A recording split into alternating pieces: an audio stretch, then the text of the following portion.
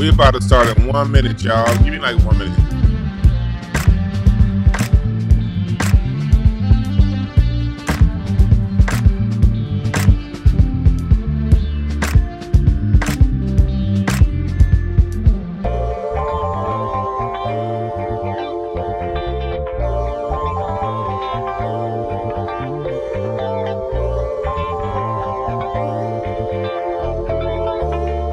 Make sure y'all hit the like button, subscribe, and share, please.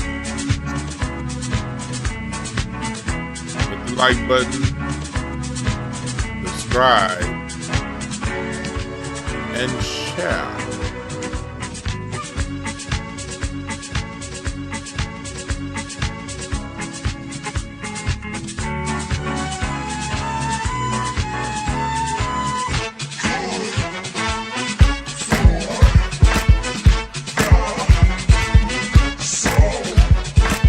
America divided. One nation. Is it?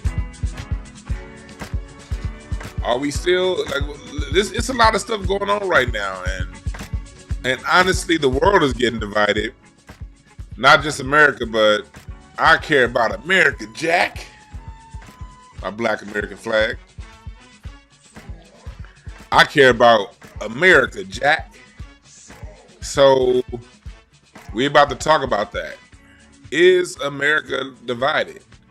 And I'm going to use some examples. Hold on. Let me put my title down here. Let's see what we're gonna roll with. We're gonna roll with. Somebody calling. I'm live, you dickhead. I'll call you back. All right, my bad. God damn it. So, let me see. And no, that was not Larry. That was somebody far worse. Well, I won't say far worse. They probably equally as bad. But anyway, I'm going to have you guys call in later on. So the number's there now, but I will have you guys call in later on. No, that's not Larry. Yeah, Larry, the only person I talk to like that. I talk to almost all my friends like that. If you're gonna be, that's why I don't have no. That's why I don't be having no sympathy for you niggas when y'all get hurt when I say certain things. Shouts out to Boo Capone. Now that wasn't Boo. Now shouts out to Boo. I saw Boo like 2 weeks ago. Boo was like, man, Dewan, these niggas don't even know. Man, Fat Boo Capone funny as hell. He's like, man, Fat Joe, man, why these niggas even trying you? Nigga, I know the West Coast, man. Dude, we gotta link up. Like, all right, Boo. I'm gonna link up with Boo and do some music stuff. Cause Boo was old school LA hip hop, period. Boo's been around since the early 90s. He's that second, third generation hip hop. He's that second generation of hip hop out here in LA. Boo was like, nah, man, fuck that. I'm like Boo, don't get so mad. We good. Yeah. Yeah, man. But anyway, the Great American Divide. Here's how the divide is happening. I'm gonna set the foundation of what we're gonna be talking about, and then I'm gonna break it down. You know, y'all know how I do. I'm gonna break it down as after I talk about it, and then I'm gonna take some calls. The Great American Divide. America is divided. Yes, it is, and we've seen that division on hand through this Kendrick Drake thing. This is what I always tell you. When we see these storylines playing out in the public, everybody has storylines because America does everything through storylines, okay? The way these people get away with their karma and the way their energy works is they have to tell you everything that they're doing. And America tells you everything it's doing through media, through movies, through TV shows, through sports. Remember, through halftime shows, especially at the Super Bowl. You can, and for those of you who see my Super Bowl breakdown, I explained how the Super Bowl is used to set the agenda for the year. the halftime show, or not just for the year. Shows you some of the agenda moving forward. No one avenue can show you everything, but when you put it all together, you see the picture. These the Transformers, it's confirmed. Like the Transformers series was all about beefing up the military. That's what the because I took some notes on that. Let me put up some of the notes that I took on that because I was doing some studying on propaganda. Y'all know I'm a fucking nerd, and I was high the other night, 3 or 4 nights ago. I was probably like 3 blunts in, and about 3 hits of 3 glasses of Maker's Mark. And I just got an idea about propaganda. So I pulled up some of my old books on propaganda and I took some notes on some of the stuff that it was said in the book. All right. Here we go. Because it was some TV shows that they were talking about. That's what they were talking about. Yeah.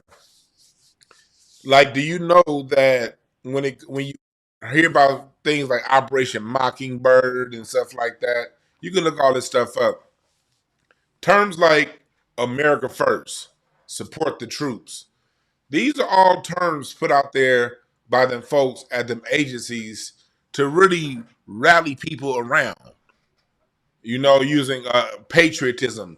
That's why I was telling you about that Kendrick. That's why that Kendrick Lamar halftime show was so important.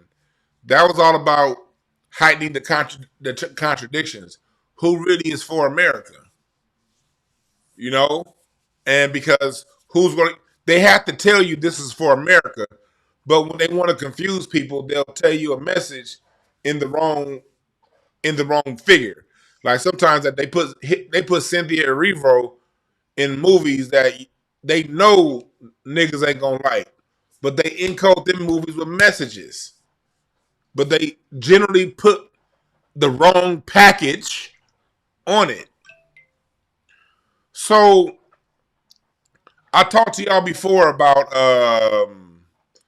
last time we talked about what movies that we talked about. The Columbo and those shows, how they got people pro police.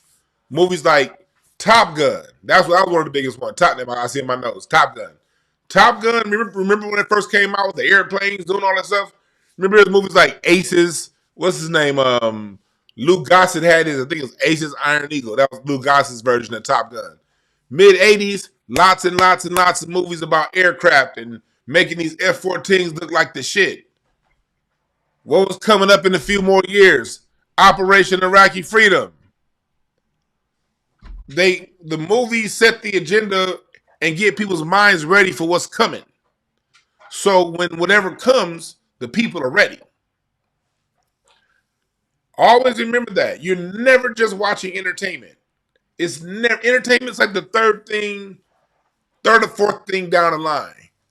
Propaganda and setting the agenda as to how your mind views the world is priorities 1, 2, 3, 4, 5, 6, 7, 8, 9, 10, 11, 12. Maybe number 13 is making money. And number 20 is entertaining your punk ass. Look, think about it. They don't even make movies entertaining anymore. You know what's going. The minute the movie starts, you know exactly what's going to happen. It's formulaic. It's going to be a scene like in Bad Boys 4. If it's a movie with a white dude, black dude, there's going to be a scene somewhere in the movie where the black man says, "Hey, that's racist," and the white dude's going to be like, I'm talking about my black card, not black people," and he's going to make the black dude look real stupid. You know that scene is coming in every single movie that has a white and a black person in the movie. You know that. You know the man kissing scenes are going to come. So we're not even being entertained anymore if we're going to tell the God's honest truth. We're not even being entertained anymore. Straight up propaganda.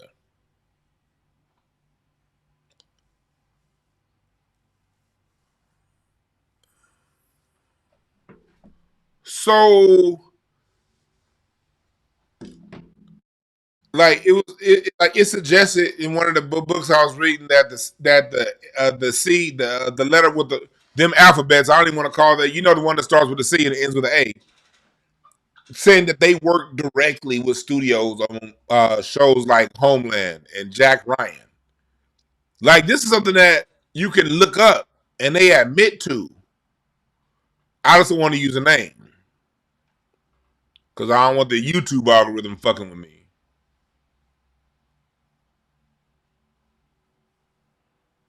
Yeah, they don't care about money. Like, that's what get a lot of these dudes confused. It's all about the money. No, these motherfuckers got all the money already. They will take a loss to set the agenda and make the money somewhere else. They will take the loss to set the agenda. The agenda is number one. That's how you control a society of 330 million people. If you're not going to use, they only use if you're not going to use totalitarian, because they understand that totalitarianism, that hard-fisted rule of governance, that will end a society real fast. You can only rule with an iron fist for so long. Iron fist rulership never lasts long. So they understand that. You have to give the illusion of freedom. So how do you keep people enslaved in their mind and keep the social order intact? You miseducate through the school system and you use the TV to tell them how they should view the world. Period. Anybody want to argue with me can go kiss my ass. I ain't the one to argue with me. Argue it. Go argue with science, nigga. So anyway, that's what we in right now. A divided America. And this Kendrick and Drake play, this is a play, all right? As much as I love what Kendrick does, don't buy into Kendrick Lamar the man. Listen to the message. Don't think you know Drake. When it comes to both, even though I obviously support one side over the other, it still ain't about Kendrick. It's about the message. And these two rap icons are playing out a message in front of us. I believe, this is my personal belief, with Universal distributing both, they both were given the go-ahead. And Universal was down with whatever happened. Universal didn't influence, but Universal also knows you can't stop time. And because remember, Universal used to always protect Drake. They protected him against, you know who I'm talking about, fucking Mini Drip. Not me. You know who I'm talking about. Goddamn, I see that nigga's face. I see that black nigga, that dark nigga's face right now. And for the life of me, I'm getting a fucking brain fart. Y'all know who I'm talking about. Not me, because me kind of dissed himself. Pusha T, yeah. So it was like they protected him before.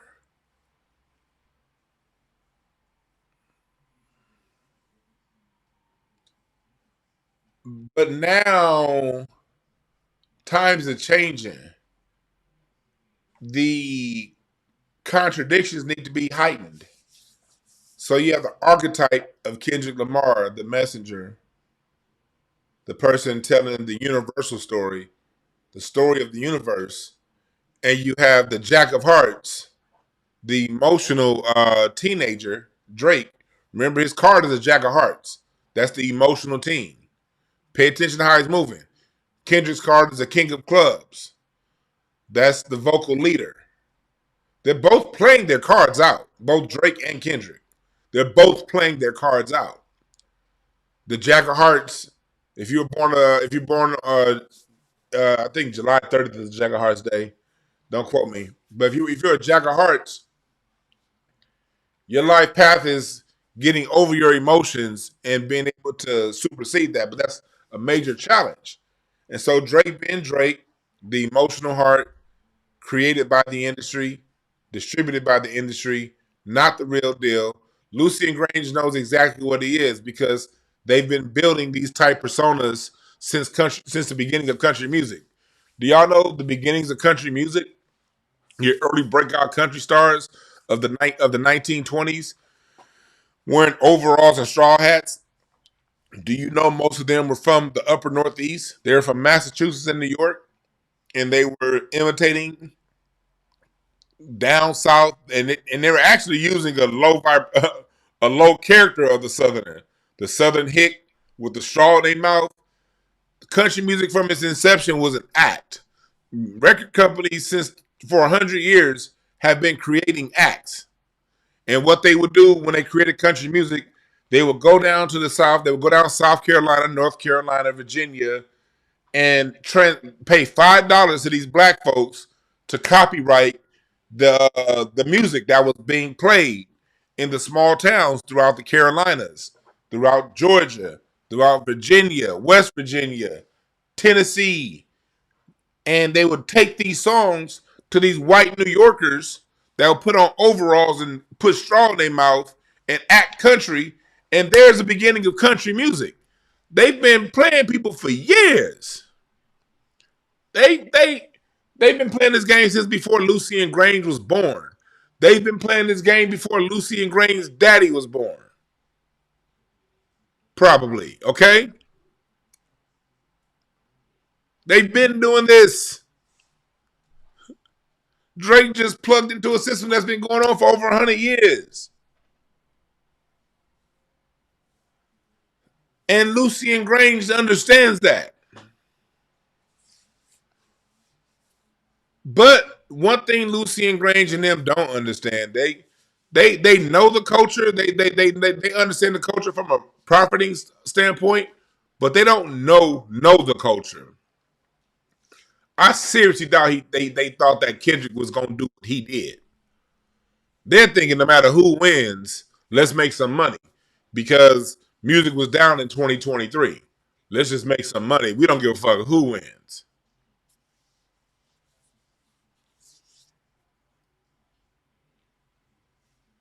We don't give a fuck, and they don't.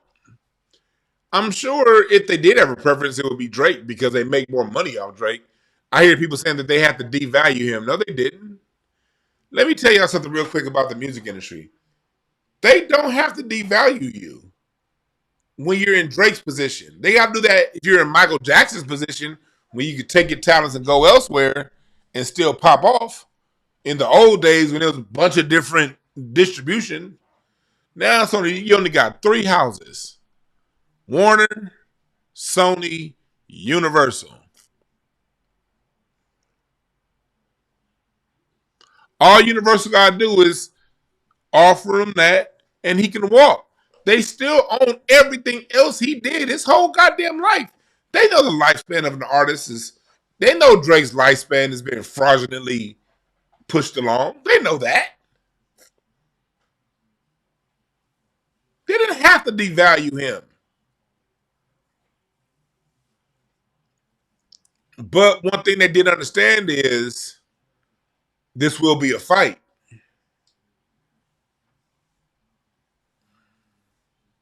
What's up, Netta? What's up, Black McBain? So what we see here is an archetype of two different styles of people. The fun boy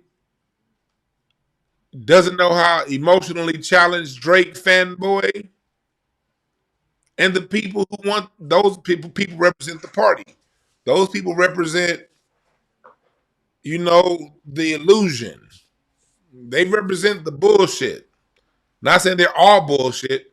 I'm saying their archetype represents the bullshit. It represents the game that they were illustrating in a halftime show. They represent the game. And the Kendrick archetype represents the information, the people who don't care about the illusion. We want the information. We don't care about which political party he is. We want the reparations. That's why he mentioned 40 acres and a mule. They represent the people who are proud of who they are, not trying to cosplay somebody else. And I say, and I'll go so far as say even more than just Black Americans. They of course represented us, but whoever you are, be that. Be your tribe, 100%. But don't try to take somebody else's.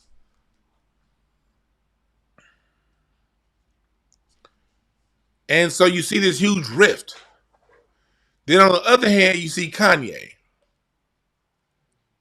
Kanye did his thing. Elon Musk is supposed to be the guy that's bringing back free speech, Trump administration, free speech. And then that motherfucker put a swastika on a t-shirt. They kicked that nigga off Twitter and disbanded his Shopify account. Whoa. Whoa. That's major. Forgot to turn my music on. That's major. And then you had Leor Cohen, thug degenerate Leor Cohen, the man who, according to Professor Griff, got in the way of Public Enemy. He was the one that kind of went and whispered to Chuck D, according to what Professor Griffin said in multiple interviews. He's the one, according to what Dame Dash said in multiple interviews, that got in Jay's ear and kind of broke up Rockefeller.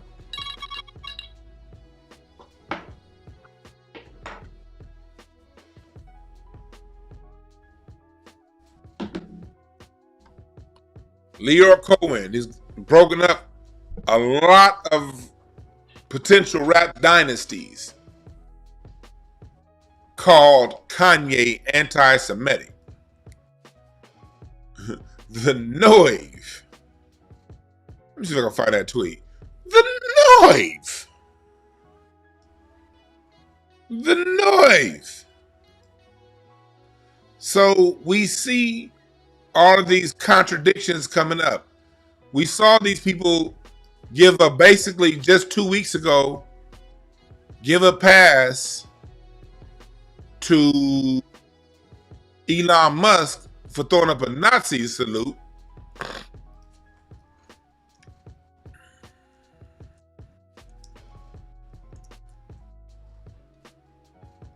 Let me see if I can find this. Here it is. So Leor Cohen said this about Kanye in the Hollywood Reporter. Dear Kanye, I am deeply disappointed and troubled by your recent actions involving the use of Nazi symbols and anti-Semitic rhetoric. Your words and action are not only offensive, but triggering to all decent people who recognize the horrors of the Holocaust and the suffering of millions. With anti-Semitism on the rise, your voice and influence carry a significant responsibility. I urge you to be more sensitive to the pain your words inflict on Jewish communities and all those who stand against hate. And this is Kanye's response at the bottom. Lee, or let me call you by your incorrect name, so also you and your whole industry have promoted and got paid off songs where black people glorify killing each other. But my t-shirt was the worst thing ever. All of y'all are like girls who don't take accountability. It's a double standard. Then y'all threaten to extort people around me. People are used to your mob, and to think when Tory Burch came to the door with a towel on, I didn't smash. I looked at you as a friend. Damn, okay. You start by apologizing and taking accountability for the massive promotion of Black Death that you got paid off for years. Also, you two broke to speak on me in the first place. And you know what Irv said to you before he passed. And since he's not here, I'll say it. Suck my dick. Great response, Kanye. Great response. But I want to remind y'all who Leor Cohen is. This is who Leor Cohen is. I don't know what's this opioid thing, man. Well, being a black kid wasn't cool back. Oh, let me turn it up. Let me turn it up and rewind it.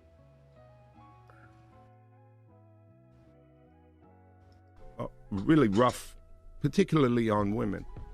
But I think it helped change the course of the crack epidemic. I don't know what's this opioid thing, man. Well, being a crackhead wasn't cool back then. Being a crackhead wasn't cool. Now it seems like they're making it cool to be drinking lean and syrup and it's the most dangerous. It's the most and dangerous mollies thing that's facing our society. So why sign an artist that would promote that? Because he was asked, why would you, Charlamagne asked a great question. Why would you sign it? He just admitted that the opioid pandemic is one of the worst things that happened. So Charlamagne asked him, so why would you sign an artist to promote that? Listen to his answer. Because I already answered that question. You weren't paying attention. She asked. You see how he acted like a little bitch and brag? Me talent or issues, and I said talent, but I have to. I can't give up on people. I'm saying that's hypocritical though. You're saying it's opportunistic. Yeah. I got people to feed. I got a business to run. You're gonna make Dame Dash take this clip and call you a culture vulture. I got people to feed. Who's Dame Dash? You brought him up. I don't even know him. I don't even know him. I got people to feed. See how it is when it comes to Black Death and Black Destruction? You see how it is?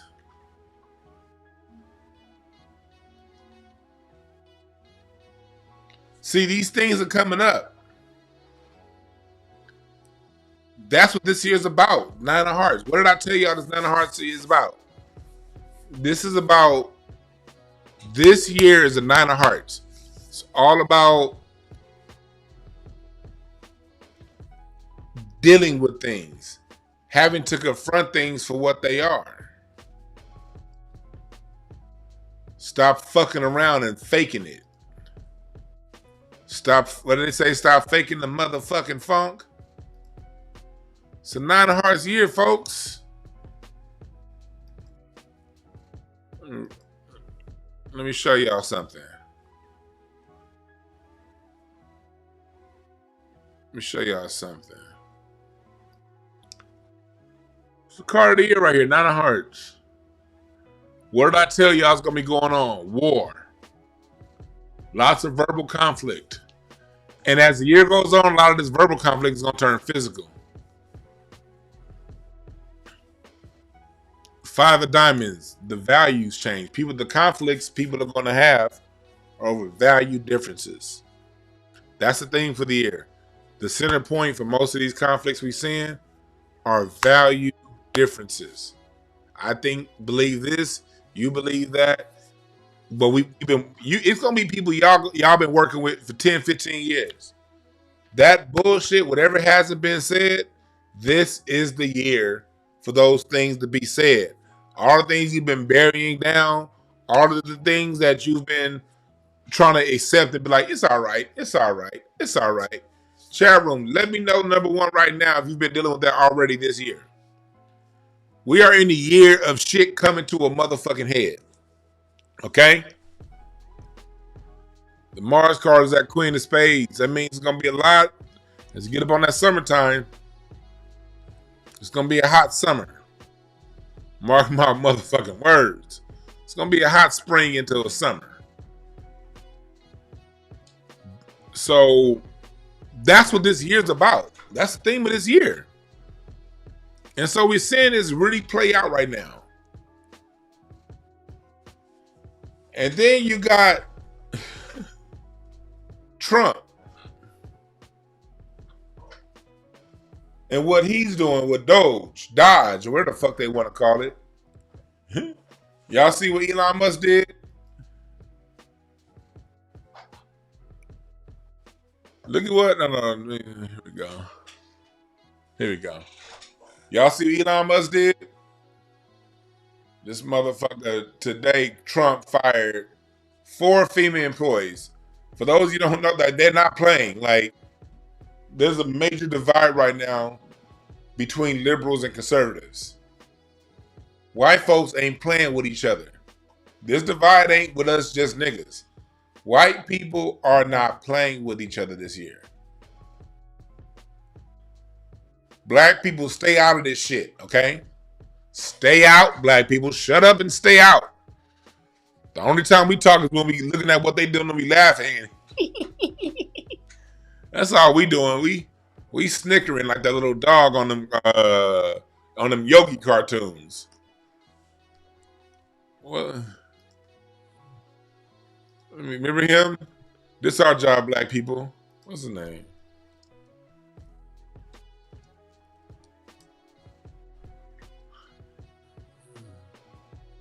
Let me see here.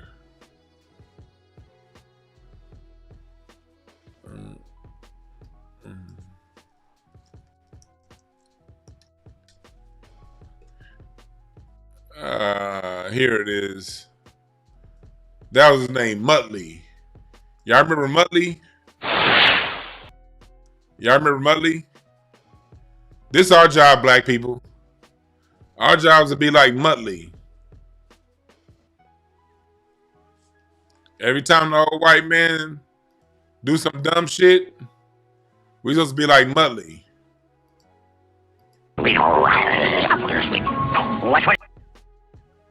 We supposed to be like Muttley.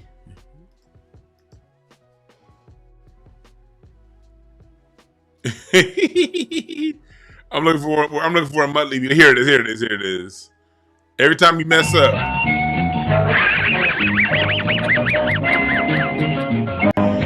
We supposed to be like Muttley, black people. As we see these folks, go watch the cartoons if you want to see how we supposed to be. This is what white folks gonna be doing to each other all year. These white folks, all year, this is what's going to be happening. I promise y'all. In politics, while Trump is in office, this is what's going to be going on. They're going to be doing shit. Look at them. Look at them. You got the people over here doing their own thing. What was that? This is white folks. They do all kind of shit, fucking with everybody else, can't mind their own goddamn business. They can't mind their own goddamn business. They get your black ass to do all the work. Then here you go, like a damn fool, doing what like watch it like look at my boom, we blow. That's what's gonna happen, black people, and that's how we supposed to react. Be like Muttley. If we gonna act like we helped them out, let's act like we gonna help them out. They end up fucked, and when they get fucked up like they always get fucked up. Our job is to be like Muttley, black people.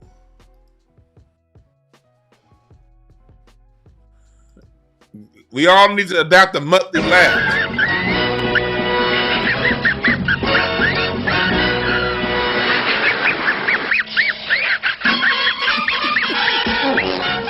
That's our job.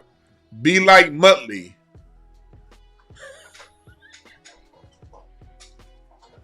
Because they coming for each other, bruh. They are coming for each other. Last week, while the country's under these mass deportations, the head of FEMA, they still allow a $59 million payment to go through to luxury hotels in New York to house migrants.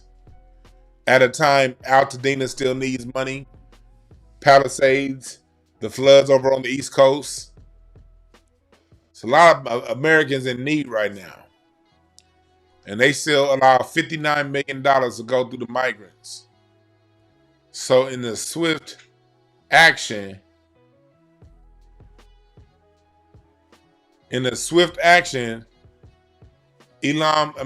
Donald Trump fired they monkey asses.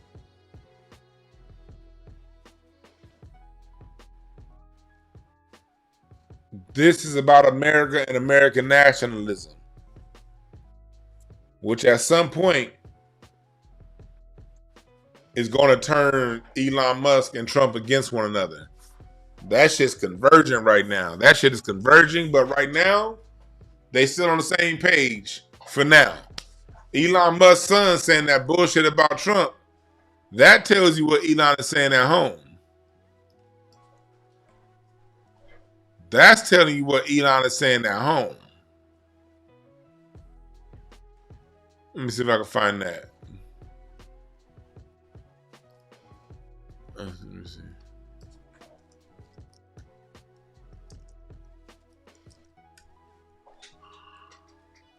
Here it is. Democracy. This may seem like, well, are we in a democracy? To restore democracy. This may seem. Let me see if I can find one with a better audio, with louder audio. At a high level, you say, what is the goal of Doge, and I think a significant part of the presidency is to restore democracy. This may seem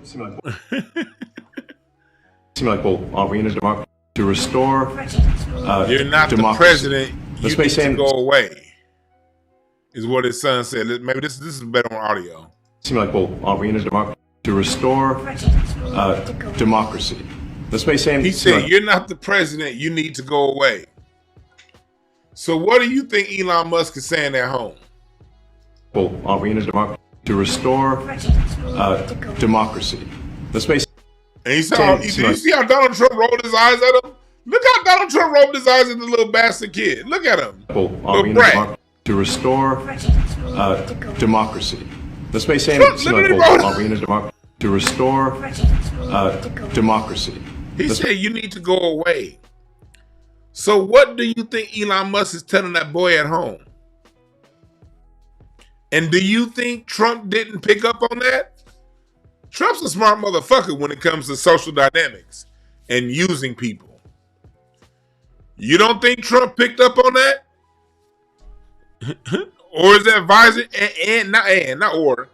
and his advisory team?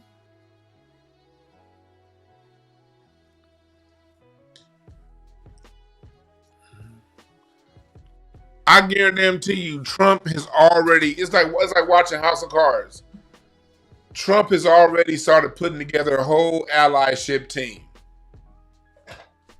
Trump has started to put together a whole allied team. You know he has. You know he is.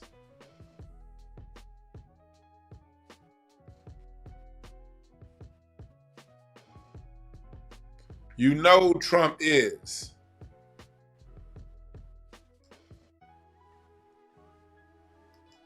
Trump is out there putting together a whole different team for when it's time to kick Elon Musk ass out of there.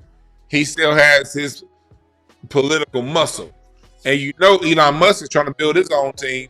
The issue is Elon Musk is a social dickhead. So, and he's new to Washington, so he can't gain allies as fast as Trump. And everybody know Elon Musk's money is tied to Tesla. And if y'all don't know if y'all paying attention, the world is dumping Tesla. Around the world, Tesla is all through Europe, all through China, even here in America. Hell, even here in California. So people are looking at Elon Musk's money a little bit differently than they were, say, 4 or 5 years ago.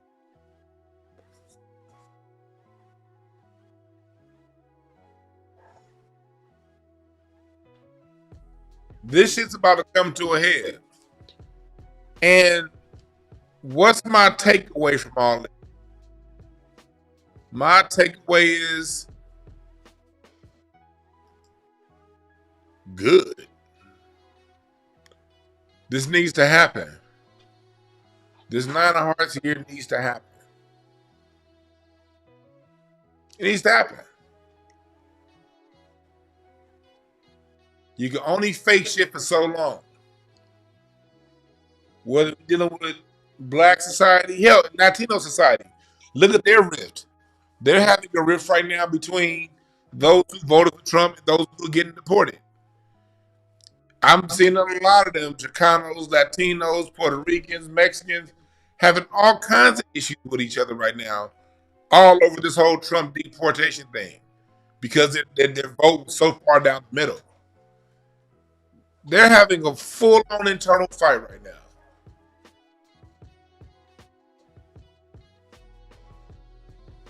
Black people, shut up. Stay out of these people's shit. Because we got our own divides. We got our divides between the people who want the truth, the people who are willing to stand on integrity, versus the fuck boys. And the fuck boys have been winning since 2001. They have. The fuck boys have been winning ever since we said, change clothes and grow. The fuck boys have been winning at least since then.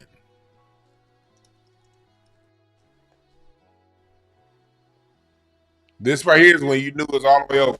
This drop. Dope song. I like it.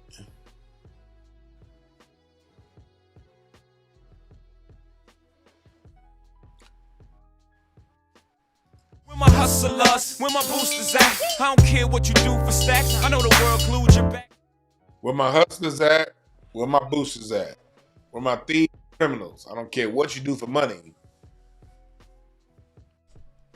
As long as you change clothes and go. That song basically saying it ain't about, and it's a dope ass song. I always like Change Clothes. That was one of my favorite Jay-Z songs. But I can like a song and still decipher a message. And the song was saying, look, you could be any old kind of fuck nigga. As long as you dress right. It's all about how you dress. It's all about how you dress. It's all about how you look. Not about who you are. It ain't about no dignity. It ain't about respect for your brother. Let's just tell the truth. Songs like Change Clothes promote fuck nigga values.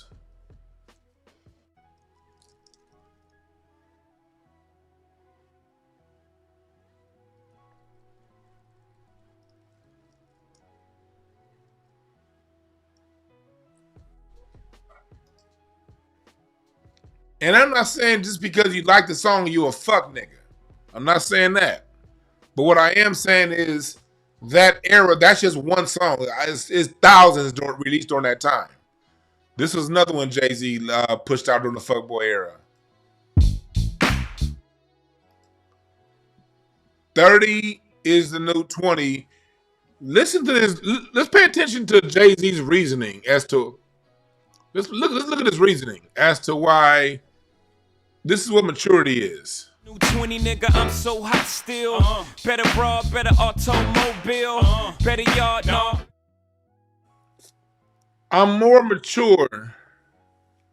I'm a real nigga because I have the woman you niggas can't get, a better car than you'll ever drive, a bigger house than you'll ever live in, and I can bet 100 million and you can't. Straight up, and I like this song. I was in the class of people who actually liked this album. A lot of Jay-Z fans didn't like this album. When it dropped, I liked this shit when it dropped. But I was still listening. I like the beats. Got black cards, good credit and such. Now I got black cards because I'm all grown up. The song, this came out around the time I graduated college. A little after I graduated college is when this shit dropped. All of the markers that he's given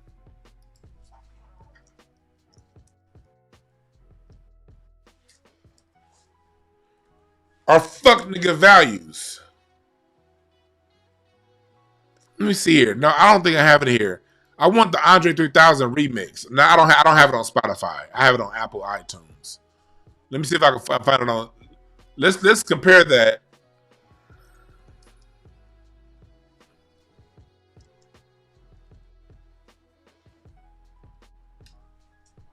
Let me see if I have it in my iTunes still. No, my library. Here it is.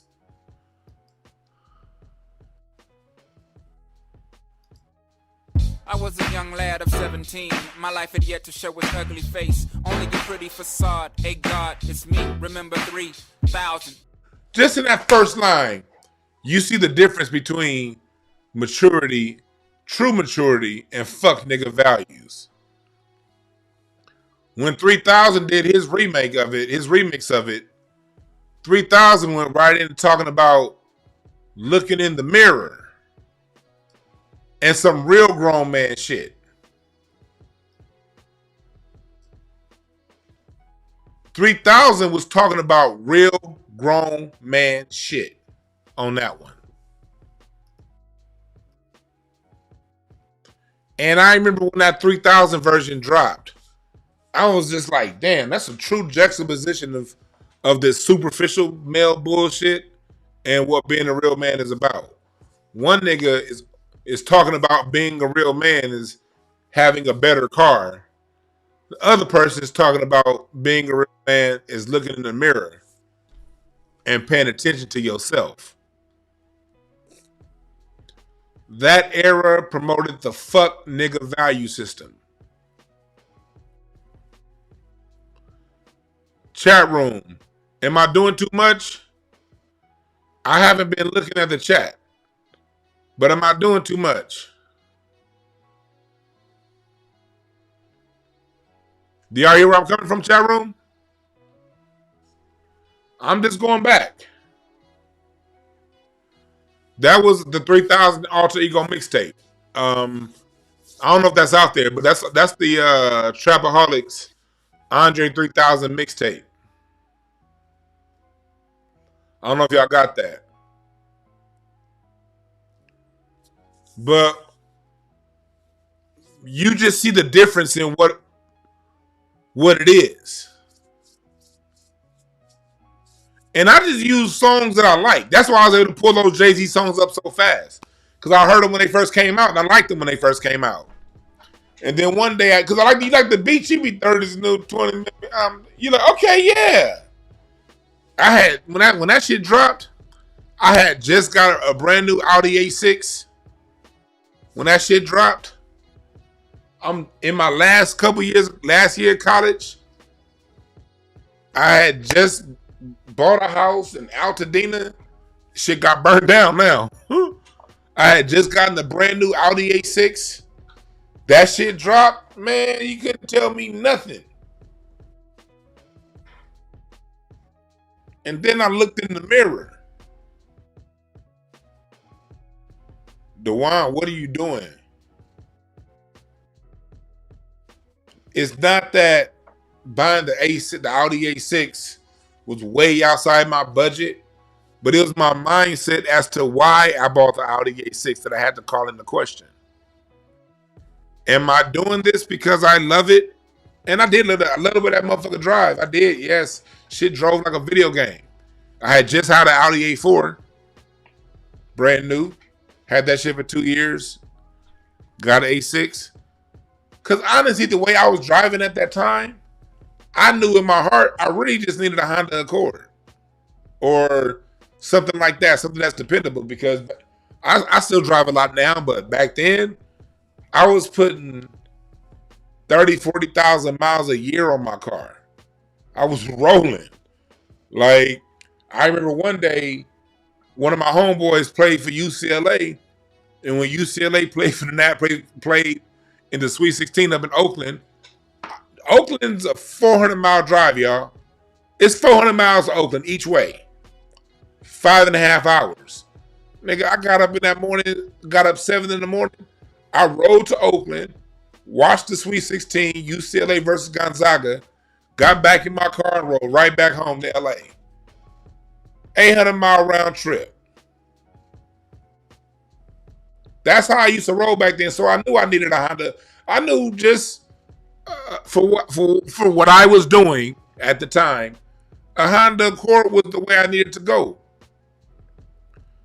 But my fucking ego made me buy the Audi. Wanted to look good. I'm graduating college. I just got my degree. And those were the wrong reasons. There's nothing wrong with luxury. I'm telling you right now. There's nothing wrong with luxury. If you got the money, buy 3 Rolls Royces. But make sure you're buying it because that's what you want. That's all I gotta say. I don't know where this shit came from. It came from spirit somewhere. But that all happened around the time 30s New 20 came, that 30 something that dropped. And then the 3000, I had to question my mindset. Why did I get this? And I didn't get it because, that's just, and I did want the car, but the superseding reason was I wanted to look good. I wanted to do what Neely Fuller says, show off. Neely Fuller always talks about how black folks love showing off. And nigga, I was showing the fuck off.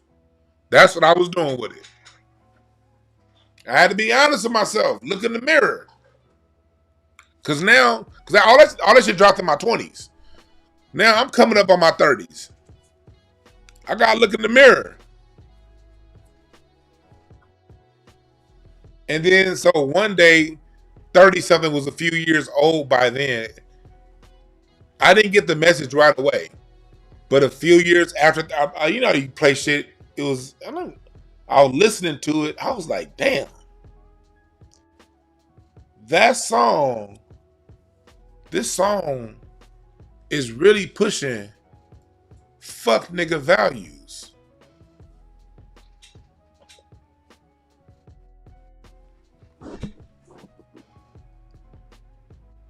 I'm all grown up because I got a better broad and better automobiles. I'm all grown up because I pulled my pants up and wore a suit. And I'm over here looking like good credit. Back then my credit was always good. But he basically said I'm all grown up because I put on a suit. And at the time, I was around a lot of my friends. I had a few friends in the NBA at the time. And I see these niggas all they taking the jerseys off and they putting on suits. And they coming in looking all dignified. Still getting played by $5 tramps at the club. Niggas putting on suits thinking that means something because I'm in the NBA. But we at the club that night. And you letting this $5 hood rat run game on you. Oh, you got her pregnant. Oh, you thought that suit was making you a man, huh?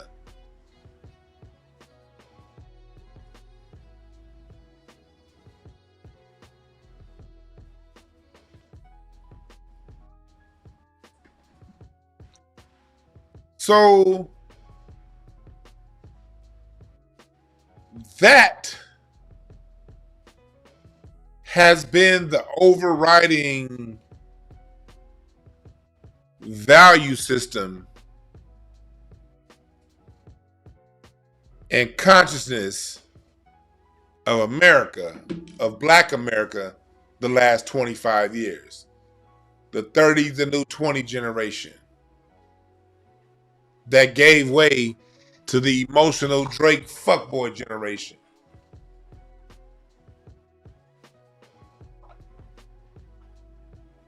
These are just facts. I don't care how you feel about the songs.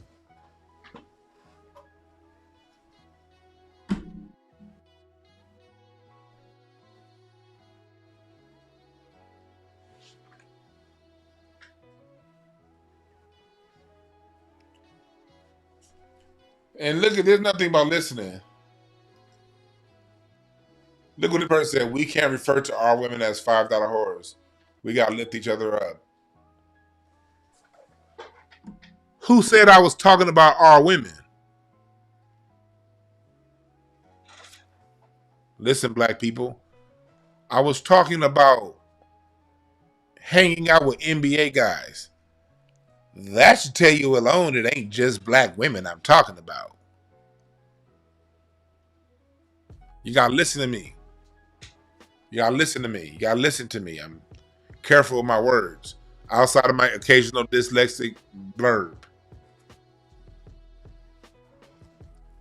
If I use the word $5 whore, I'm talking about a $5 whore. It's not an indictment on any single race.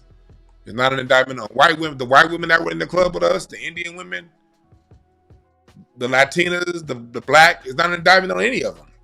But a $5 whore is a $5 whore, no matter what race you are. That song, 29-year anniversary to Tupac, 29 year anniversary, but this song is real.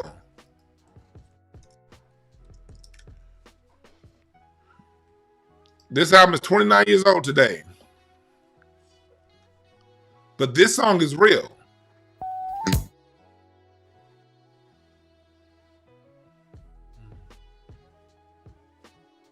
It's all about you. One time. This song is real. Certain circles, you see the same hoes. And they come in all. That song is real. It was one chick from Toronto. That's why I knew Drake was bullshitting when he came to talk about LeBron in Toronto. It was this one chick. I don't remember her name. But I ain't like, black folks don't get mad at me, but she was one of the most beautiful women I've ever seen in my life. She was some Indian, some Toronto. She was a Toronto-born Indian, but she had a black aesthetic. She was so goddamn fine, but she wasn't the one the niggas was fucking with. She's the chick that all the NBA niggas go to get the chicks when they come to Toronto. I used to run across her every year at All-Star Weekend. Beautiful. But she was basically Heidi Fleiss. She was a pimp. And she would use her beauty to draw these funky ass NBA niggas in so she can sell them one of her hoes. This is a true story, people. I forgot her. I used to run across her every year at All-Star Weekend. And get all these goofy ass, goofball ass niggas caught up. You knew when you was going to Toronto, you were gonna holler at her. I remember I was in a limo with her that night before All-Star Weekend. We was going somewhere. We just all got in a limo together. Cause I wasn't with her specifically. It was two different groups. But we was all going, I think we were going to one of them Players Union parties or something. This is a game. And that's another reason why I felt a certain way about Jay-Z and his little ass song. I saw right in front of my eyes that Jay-Z era playing out. My friends, they in the NBA, they rich, they got money. And we were basically in them years living out the Jay-Z lifestyle. But I would look at some of the other players and I see them now, 20 years later. There's very few things more sad than a 50-year-old nigga who only spent 2 years in the NBA or worked his ass off and only got 2 or 3 contracts. Or got that big contract and was spending like crazy. I saw this fuck nigga shit playing out in front of me. I remember one time we were at the Beverly Wilshire Hotel. That's when you come in LA, when teams play against either the Clippers or the Lakers, the Beverly Wilshire is one of the hotels they stay in. They say there or the Ritz-Carlton in Marina Del Rey. And they have a few other places, but usually it's the Beverly Wilshire is where they NBA players, NBA teams stay. And I'm going to show y'all on a map real quick, then I'm going to get back to it. Y'all know I like putting out my maps. Let me show y'all how they set these niggas up in the NBA during that Jay-Z. And this is probably part of the reason why I have the point of view that I have, because I saw it play out right in front of me. And I remember going to All-Star Weekend in Phoenix to the Jay-Z and LeBron party and seeing this shit play out. Let me see here. When teams play against the Lakers or the Clippers, where we at Beverly Hills? Where we at Beverly Hills? What the fuck is this? Where we at Beverly Hills?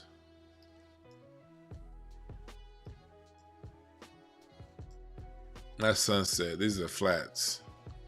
Here we go. Here we go. Here's the Beverly Wilshire.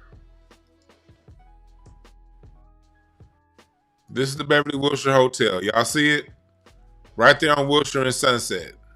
No, it's not Sunset. Right there on Wilshire and Rodeo Drive. Yeah, the Beverly Wilshire, right?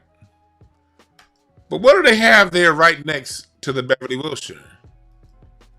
Rodeo motherfucking Drive. You got Tiffany's. You got all these places. Why the fuck did I dump the pen in the alley? You right here on Rodeo. Burberry. Why is this important? Louis Vuitton's right there. See, there's a hotel. There's a Beverly Wilshire right there. And they got you right there. Louis at Burberry. The little mall, the outdoor mall. And they got Tiffany's, all that shit. Dolce & Gabbana. And the first thing they do, and I saw this play out a few different times. After the players are done with practice or shoot around, they got the extra day in LA. The first thing they got them niggas do, get off the elevator, walk right across the street to Burberry and Louis Vuitton. Living out the Jay-Z lifestyle. I saw this shit happen in front of my own eyes, y'all. This is personal experience. This isn't some shit that I heard. This is some shit that I know. Because I saw it play out year after year. Luckily, the cat that one of the cats that I knew, he wasn't a fool like that. I got to give him, that particular person, credit. That particular person wasn't a fool like that. I got to give credit where credit's due. But I will listen to the teammates. I'm not gonna name the teammates.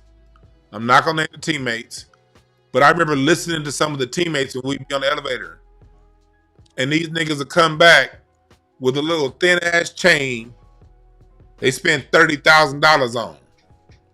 And some of them players, I could name one in particular, I saw recently talking about their financial troubles.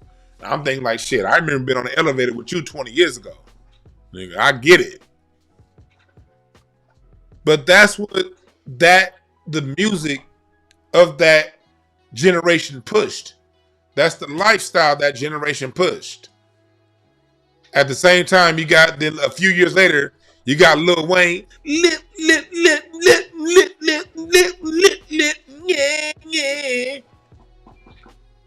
Y'all remember that bullshit? On one hand, you got spend all your money. I'm sorry, Rich Gang.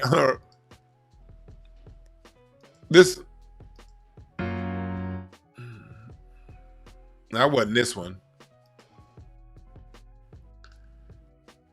Yeah, like Lil Wayne though, it was here we go.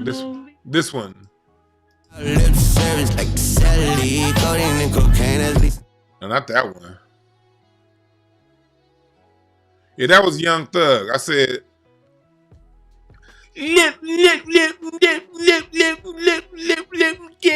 yeah. Yeah, Young Thug. I said Lil Wayne. Told you I get the occasional dyslexia.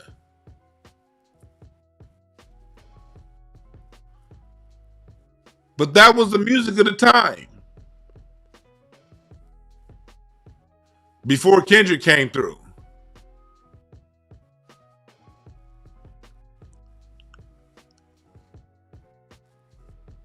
That's what was going on.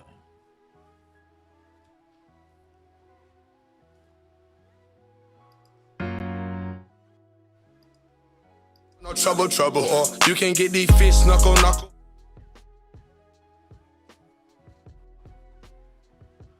I just remember being in a club a lot them years. I'd be in the club about 5 nights a week back then.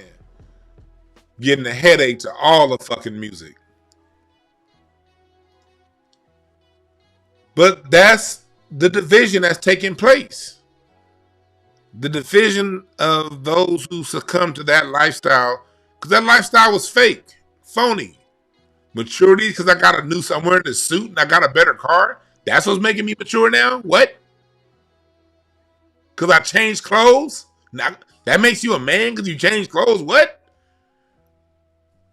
We got done a number on black folks, and a lot of it happened through our entertainment. People say the gangster era was the worst. Nigga, shit. That era got us gentrified. 2006, 2004, we still had complete black neighborhoods, and the home values, well, not in LA. In LA, the home values went through the roof in the 2000s. But around most of the country, home values were still pretty goddamn good in 2005. You could have bought 2 houses. You got neighborhoods where the houses were $30,000 goddamn dollars. You could have bought 3. But we was too busy living yeah.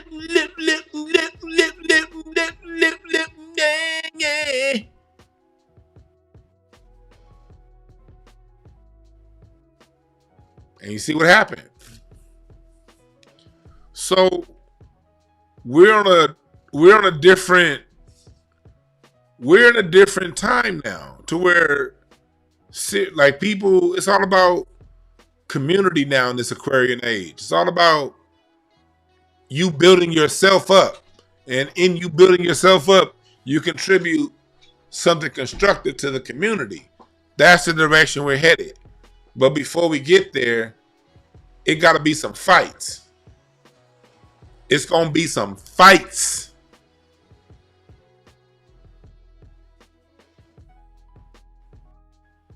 And that's where we are right now. And we seeing it play out. Black people, we in for our own fights. So when it comes to their fights, like I told y'all before, we are in for our own fights. So when it comes to their fights, nigga, we are Muttley.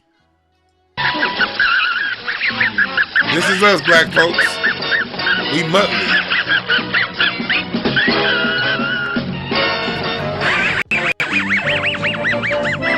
That's us.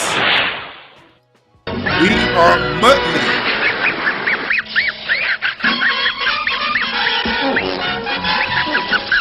When they fighting, this is what we doing.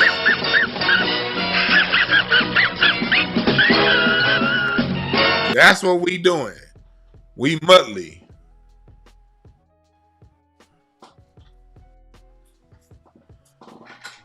If I see you fall on the sword for them, nigga, I'm gonna push the sword through.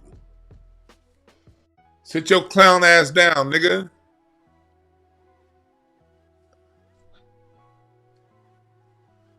Call in 323-744-7425. Got about 10, 15 minutes before I gotta take this other business call. Please call in, and this time we are going to try making your calls short. I generally let people talk for a long time. Not today. If you want to call in, if you got something quick you want to say, call in.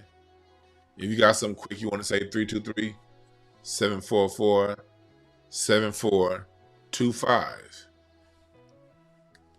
Let's stay out of their fucking business, black people. Go to blisscapsules.com. Go to blisscapsules.com. These here are very hella uplifting. Type in product code DeWanB, buy 2, get 1 for free. Also at breakthroughcards.com, I forgot to tell y'all. Type in the product code VDAY, 15% off readings. Only that's through Valentine's Day weekend. 15% off our readings. What's up, Carter? What's the name? Where you calling from? Oh, hello, DeWan. What's up, brother? Yeah, what's up with you, man? Man, you see what I'm working. You got a quick comment you want to make, my brother? Absolutely. Yeah, as you said, as black folks, let's just sit back and enjoy our popcorn because we ain't got nothing to do with this. We didn't vote for either side. So just sit back and enjoy. Sit back and enjoy, my brother. You right about that. All right, you man. have a good day. You too, brother. You have a good one.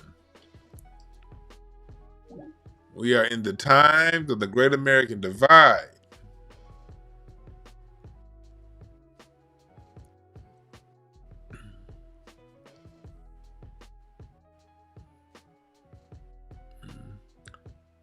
And then hip hop been banning conscious rap since before '99. It's just a few conscious rappers got through. Hip hop, but I hear you were saying, hip hop stopped banning conscious rap in the 90s. Yeah, just like we never said we don't want any more Common to be like that. We never said we don't want any more conscious Ice Cube. We never said we don't want any more X Clan. They just started releasing party music. If they did keep you signed, they wouldn't release your conscious shit. They'd be like, go make a party jam, nigga. Leave this conscious shit alone.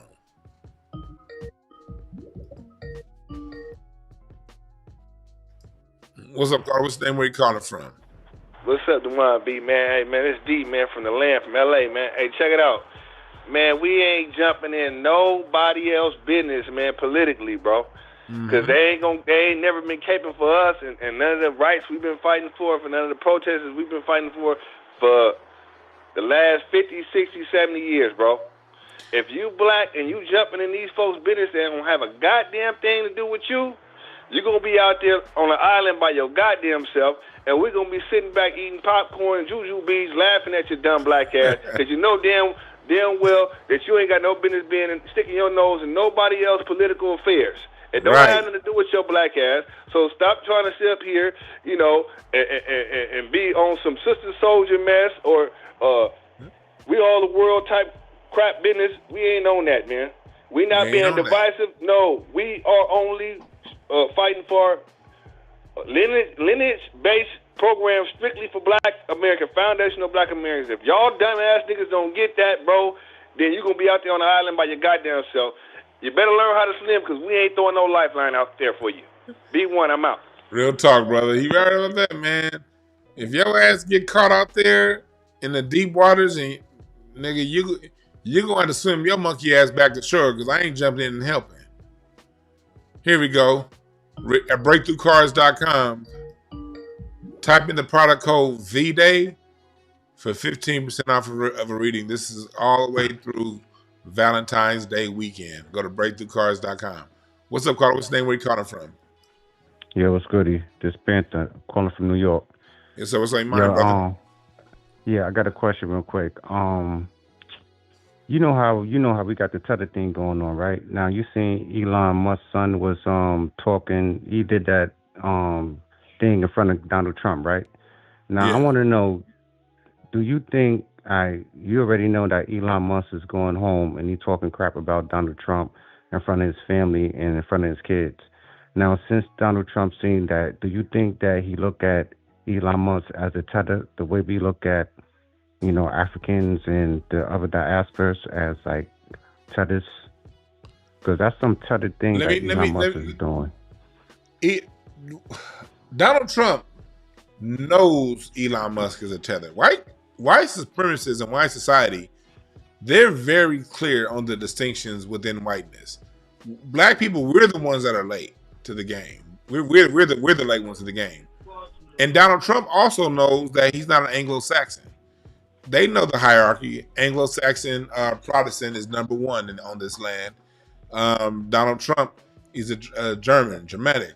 And so they're seen a little bit lower than the Anglo-Saxon, but they're still higher than the South African. They're still higher than someone of French. That's why you don't see no French people here, because the French don't fuck with them. The Franks don't fuck with them at all. That's why you don't see no French. But the South Africans are loyal to the, to the British. More so that side of it. They speak English. So the South African white people, the Australian white people, they're for the most part looked at as trash for Europeans, especially a European like Trump, who's been in America now for three generations. Two generations. No, three. His grandfather came.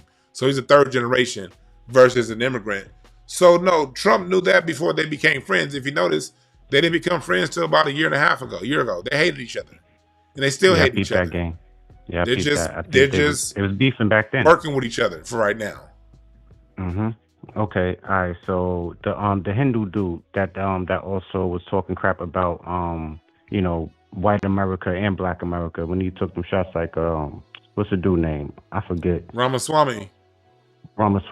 So if Elon Musk is doing the type of thing, I'm pretty sure he's doing the same thing. Do you think Donald Trump got the same thinking the same about him? Again, like I said, it's a formula, brother. Yes, white supremacists have a social hierarchy. And a person like Ramaswamy is just a quarter of an inch higher than a Negro in their eyes. And in a lot of ways, in someone like Trump's eyes, who's a multi-generational American, he looks at Ramaswamy as lower than a Negro because he sees Ramaswamy as a sellout. These people don't like sellouts to their own race. They know Benedict. They'll use a Benedict Arnold. That's why the black blue lake class is not respected. Donald Trump is very clear that someone like Ramaswamy is a sellout.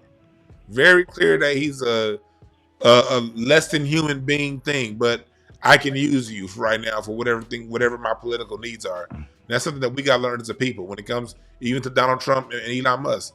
There's no love lost between them. All that, them years of going at each other, that didn't stop, that didn't change, but they both have a mutual interest right now that they put that bullshit to the side to solve this mutual interest. Now, two things are going to happen. Either it's going to get solved and Trump is going to kick him out, or Trump is going to realize he's too much to deal with to get it solved and kick him out. Either way it go, you're getting kicked out. All right, copy. One more thing before I get up out of here. I got to take this next call, my brother. Make it real quick. All right, since Donald Trump was at the Super Bowl and he seen the performance, how do you think Donald Trump felt about Kendrick Lamar performance? Donald Trump don't give a fuck about no Kendrick Lamar. All right. All right. I have a good one. All right, copy. Yeah. Donald Trump don't give a fuck. I'm sure Donald Trump appreciated all the red, white, and blue Americanism. I'm sure he appreciated that. But outside of that, Donald Trump don't give a goddamn.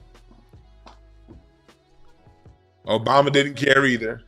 That nigga was faking when he said, "Oh, I like Aretha Franklin and Stevie Wonder." Nigga, you listen to Aerosmith, you fucking cornball ass nigga. Nigga, Barack Obama like the Carpenters, nigga. But he get in front of us. "Oh, I like Jay-Z. I like Aretha Franklin." Oh. Nigga, no, you don't. Corny ass nigga. You like the Bee Gees more than you like the Stylistics. Weirdo ass nigga. So yeah, these people don't give a fuck about none of that shit they be talking about. Politicians have no heart. None at all.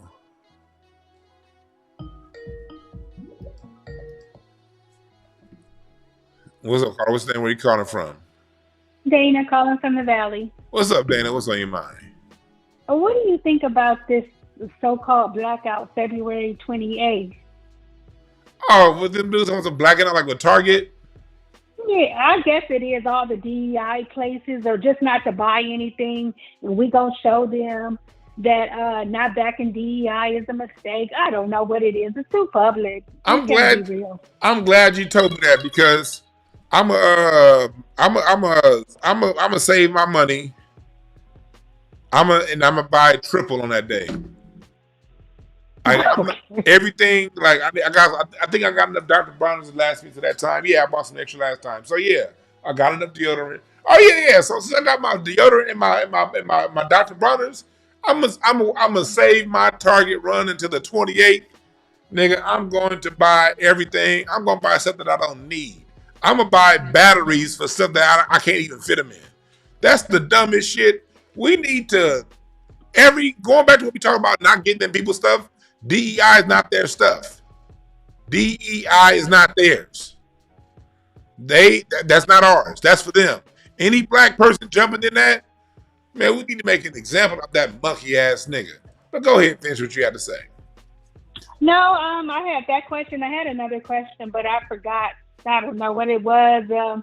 Thank you for keeping us informed. Thank you for coming every day and breaking it down. I even got the opportunity to listen to your late night. And, you on point. You know what, you're talking about. So I appreciate that. I appreciate that. Thanks for calling. All right. Bye. Yeah. Well, I got a business call to get on, y'all. I'm shutting the phone off. Thanks for giving us a call. But remember, at the end of the day, we all we got. This division is here, is real. Stop. We ain't got time to cry and say, "Oh, I wish it was better." No, it ain't better, goddammit. It ain't better. It is what it is. The only thing we can do is roll with what it is. Push forward. Find your tribe And this 9 of Hearts year, this is the year of heartbreak. Either people are going to get over it and forgive, or they're going to break it off. Been telling you this whole time, I gave you the reading of what, there was no Cat Williams interview this year, was it? But 2 years in a row, who's right about what the year going to look like? Not to brag. This is the year of heartbreak because it's not about bragging.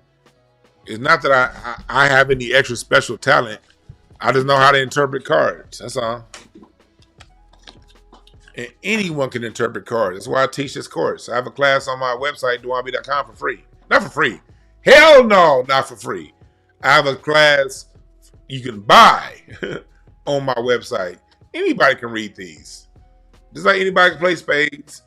Just like anybody can play Go Fish. Just like anybody can play I Declare War and Blackjack. All you got to do is learn the rules to the game and you can play. This is for everybody to read. These were originally created as things to read, disguised as a game. Drake, you a jack of hearts. Get your feelings in check, homeboy. Kendrick, you a king of clubs. That means make sure you stay within integrity, because that's the only time. That's when the king of clubs loses. The king of clubs loses. You're the teacher, the master teacher, but you lose when you step outside your integrity. Donald Trump, you a 3 of diamonds. Keep rebel rousing. That's what 3 of diamonds do. Donald Trump's a 3 of diamonds. They rebel rousers. They start shit. That's how it's gonna be. That's how he's been his whole life. That's how he's gonna be the rest of his life. Elon Musk is a 2 of clubs. A know-it-all.